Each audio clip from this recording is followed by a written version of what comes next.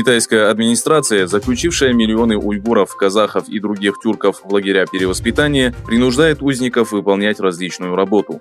По сообщениям New York Times, коммунистическая партия считает мусульман как ленивых, безнадежных, безучастных, неаккуратных, неорганизованных и эгоистичных граждан, которых необходимо перевоспитать. В статье под заголовком «Китай превращает мусульман в армию рабочих» описывается план и директивы коммунистической партии по эксплуатации уйгуров, казахов и других тюрков на заводах, фабриках и предприятиях страны. По словам эксперта Адриана Зенца, в основном китайские власти заключают в лагеря мужчин среднего возраста, являющихся отцами и кормильцами семьи.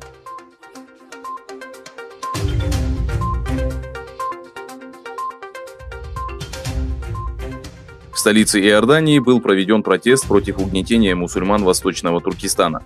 По призыву партии Фронта Исламского действия участники акции собрались у посольства Китая в Омане. Анатолийское информационное агентство провело интервью с генеральным секретарем партии Мурадом Эль-Адаи, который призвал международное сообщество принять действенные меры и положить конец нарушениям прав мусульман уйгурского региона.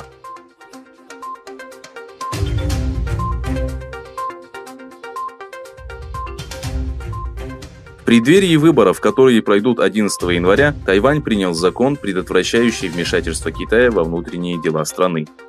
По сообщениям тайваньских СМИ, такое решение было принято после того, как Пекин поддержал прокитайскую партию Хань Куаю, выделив огромные средства для предвыборной кампании партии. Закон направлен на устранение правовых пробелов, которые позволяют иностранным государствам вмешиваться в избирательную кампанию и государственные дела путем незаконных пожертвований, распространения ложных новостей и проведения агитационных мероприятий.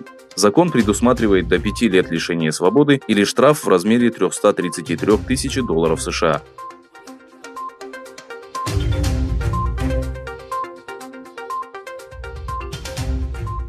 Президент США Дональд Трамп опубликовал в Твиттере сообщение о том, что подписание первой фазы торгового соглашения с Китаем состоится 15 января в Белом доме.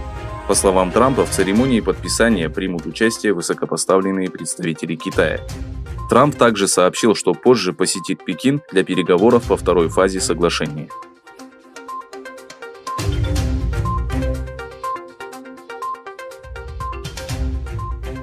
Индонезия направила пекинской администрации ноту протеста после того, как китайские рыболовные суда и береговая охрана нарушили границы территориальных вод страны в акватории архипелага Натуна, расположенного в Южно-Китайском море.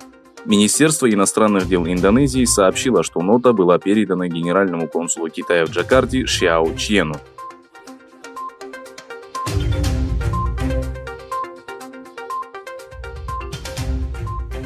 Посольство США в Багдаде было захвачено сторонниками шиитского бандформирования Хашди Шаби. Стены посольства были подожжены. В ответ авиация США разбомбила базы шиитских повстанцев.